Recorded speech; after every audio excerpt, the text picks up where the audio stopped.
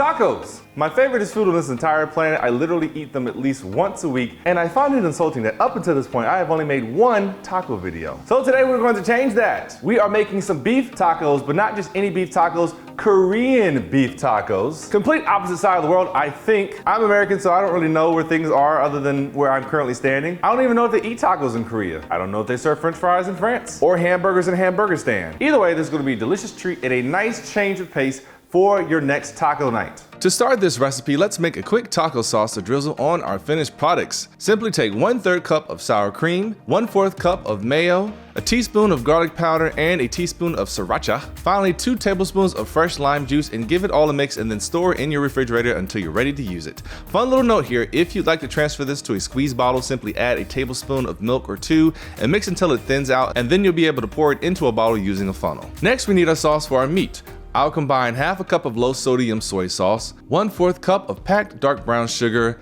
half a teaspoon of Korean chili flakes, but use crushed red pepper flakes if you don't have that, 1 finely diced yellow onion, half a teaspoon of fresh grated ginger. If you've never worked with ginger before, it's really easy. I like to cut off any weird sticking out knobs and then take a peeler and work off the skin. You may not get all the skin off with the peeler, so just take your knife and cut off any skin that may be in a weird spot that your peeler couldn't get to. After that, I'll grate it and boom, fresh ginger.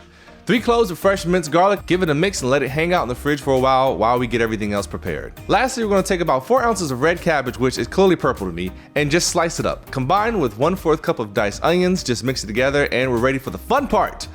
I've got 1 pound of ground brisket that I grinded up myself from a previous video. You can find out how to grind your own brisket in the Oklahoma burger video that I did.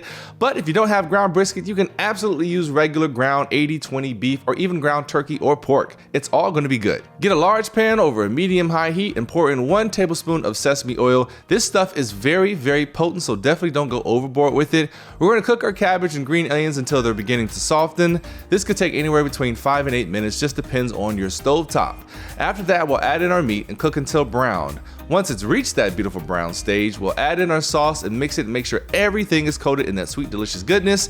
Give it about 5 minutes to simmer away, and then it's time to build. A fresh flour tortilla warmed up on the stove. Place your meat and veggie mixture on top. I diced up some ripe avocado, but you can leave that out if you want to. Hit it up with our taco sauce and then garnish with some cilantro and you are good to go. I also came back on my second round of tacos because you know I can't stop at just 3. With some sriracha sauce along with the taco sauce, and it was absolutely amazing.